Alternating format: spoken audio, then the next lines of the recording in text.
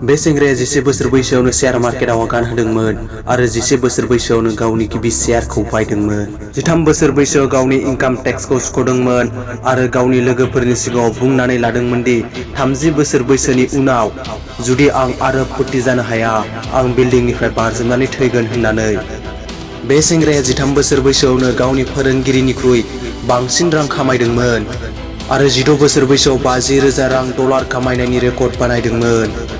लोगोफोर, दिनै बै सुबुंनि मुङा बैफोर सुबुंनि फारिलाइयाव गोग्लैयो जायफोरखौ मुलुगनि दोहोनि होननानै बुङो।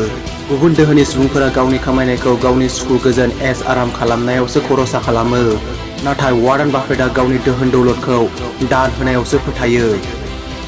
लोगोफोर, दिनै नोंथांमोननि गेजेराव आं मोनसे मेसेज होनि।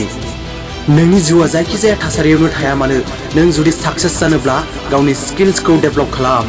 भिडिअखौ नायनानै मोजां मोनदोंब्ला भिडिअखौ लाइक खालाम, शेयार खालाम, लोगोसेयावनो चेनेलखौ साबस्क्राइब खालाम। गोजोन्थों, खुलुमबाय।